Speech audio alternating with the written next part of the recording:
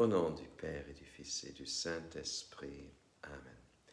Béni soit Jésus-Christ, béni soit sa maman, Marie, notre maman. Chers frères et sœurs, dans l'évangile de ce jour, nous lisons comment Philippe demande à Jésus ceci.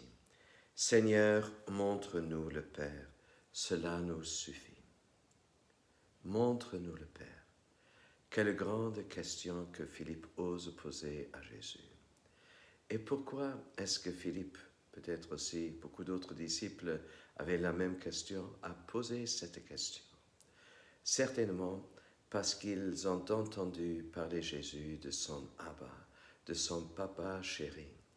Et ils ont pu voir comment Jésus avait le visage rayonnant, comment son cœur était plein de désir de son Père.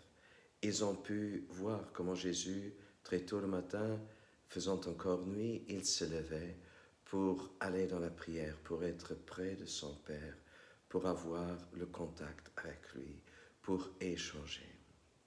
Et Jésus, il a tellement souvent parlé de son Père que le désir dans le cœur des disciples était très grand.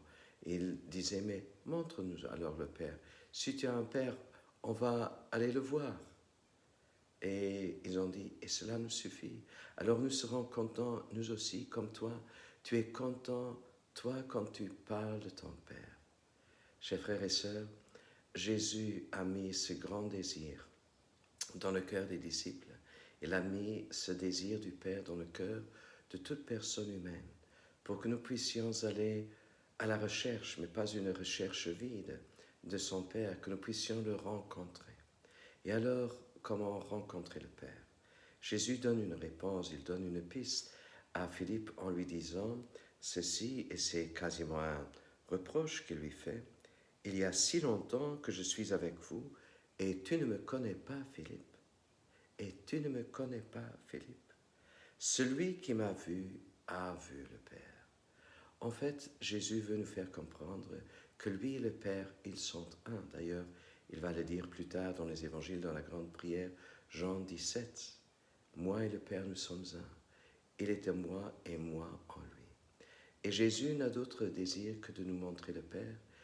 Mais maintenant, nous le voyons à travers lui, dans ses paroles. Nous le voyons dans les actes, dans les œuvres de Jésus. Nous voyons les actes déjà du Père que le Père voudrait poser. Et Jésus, il est pour ainsi dire l'acteur du Père. Il est pour ainsi dire aussi le porte-parole du Père, parce qu'il prononce simplement les paroles qu'il a entendues auprès du Père et parce qu'il fait les œuvres qu'il a vues faire le Père et que le Père a préparées. Chers frères et sœurs, le monde a besoin de Père. Le monde a besoin d'assurance.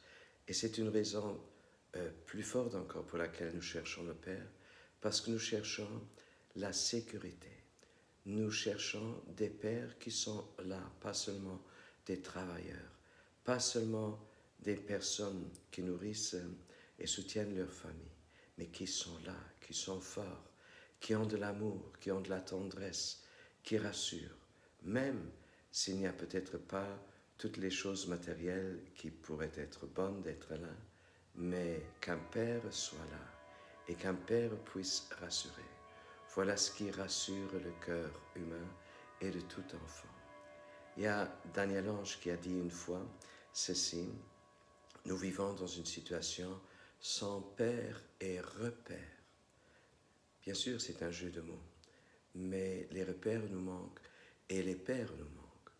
Alors, Jésus, en lui, il y a les repères, il nous a donné les repères pour chercher et pour trouver, rencontrer sûrement le Père. Et en lui, nous voyons aussi le Père.